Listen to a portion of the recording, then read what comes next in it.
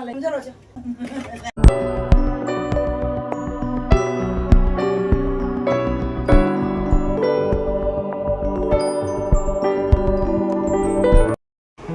everyone, ahan waktu dah miyam boy kong nona kumjari miyam kamai taunari ki ngasi se miyam akoi ki hek yung manakta luhongba malaye moina gi magi luhongba yaw walak bane bako ado hojik se dhaman laktri dhaman lak pangai bane ado dum photo shoot kari kra tawe bako aisu memory oina ba haina maga photo amani kha kapo bane ado miyam hojik se akoi dhaman lak pangai bane dhaman laga dhaman gi masam tinga chakra se bako hayeng amuk akoi jumgi Trinath laye bako ado su tawdoni aduna yam kuina di leiba yaroi miyam Cakap zoom cakap bayar terus.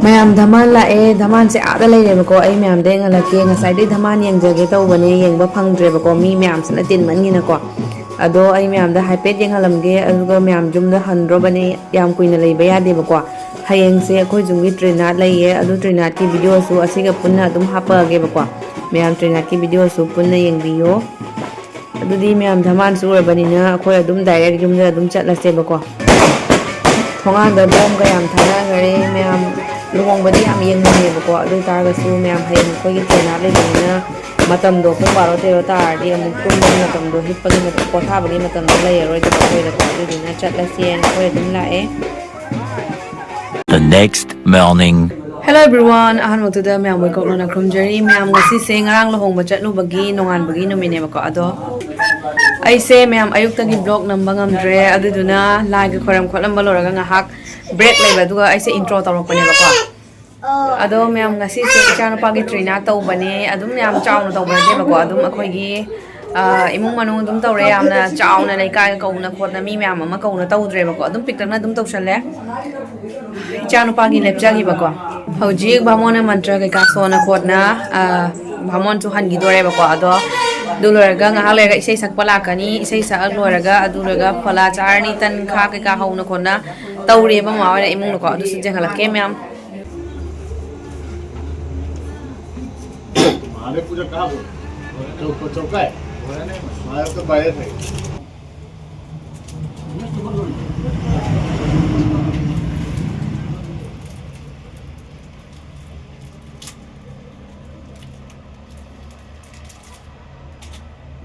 Kaya kena tekani. Kalau pun mukci makan dah bro. Ya mungkin kalian telesa kadi mungkinnya.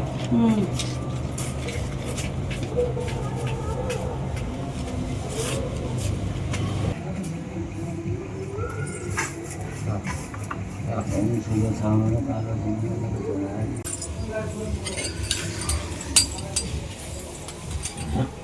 kalau malam hari ini kita ngomong baru sekarang Sibanong, orang kita betul betul orang Sibanong, orang kita Sibanong.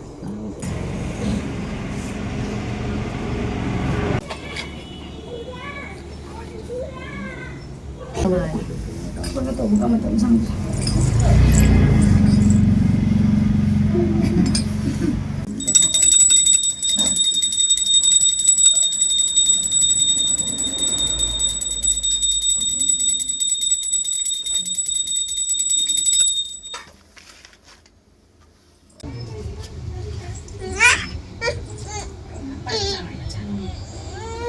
망에는 뭐 싫어 보네. 이거 하지 비야 돼. 그래서 아두니 저것도 오늘 하기네 오늘.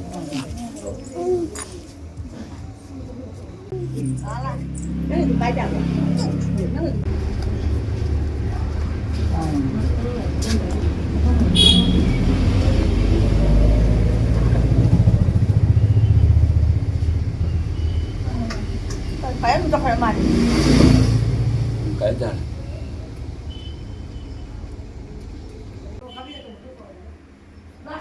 glass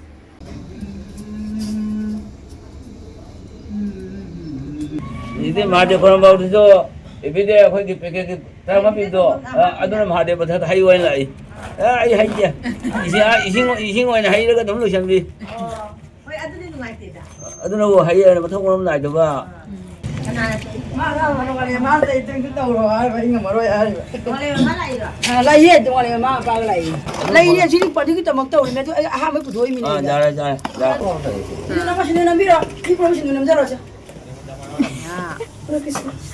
가자 Nó kêu nó ra rồi. 가자 Đúng rồi đưa vào phát.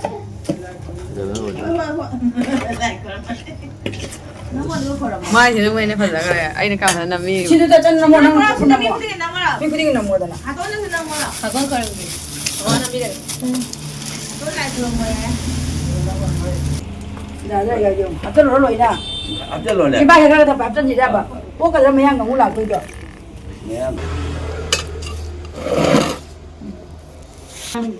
이거 그래 이제 제로 이거 하면 이제 제로니 그래 제가 가로 안 가고 Cô lôi cái lá này cái tên là 이거 이거 좀 타로 거기 고쳐하는 거 오로기 거기 비엔자 이니까 내가 이거 하려 나가 더 이거 cái lâu tôi đi. mayam imungdana akhoi doncha ani na tankha hobiri sigang asaidagi ni tankha takbiri se tanchina mayam akhoi chemchana hobi bani yamna kamgatle jam haudo mal mayam hoji isai sakba kangbu lae ba ko mayam du jeng halakke sigana ichanupa akhoi gi pakpi ga rosni ga na pambiri hi toro mayam da Hi. Khoi pakpi rosni ga se yamna masak phajabani. Gasi yam leibani.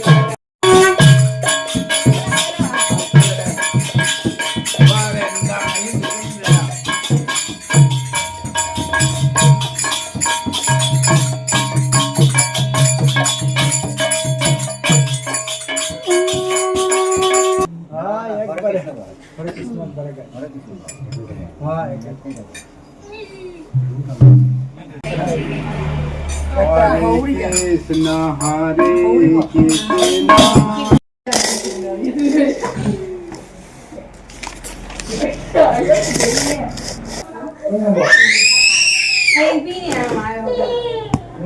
Mayang gini apa? Ada na tongin.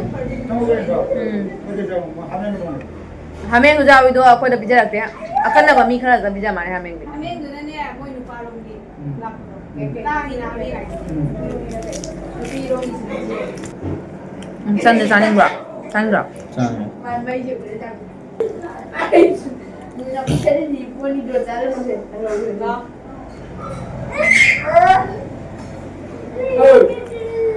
Is.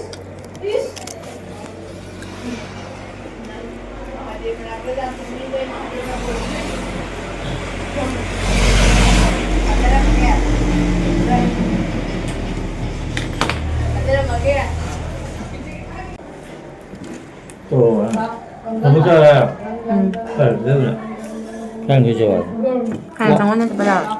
한개 그거 하나 쫙 그리고 bây giờ có hàng chưa chalo nga cả giá chalo jin bija cái jin hey Jien bisa gaya ba? Nem ni aku sendiri ada. bija cái bên mà pa Ya.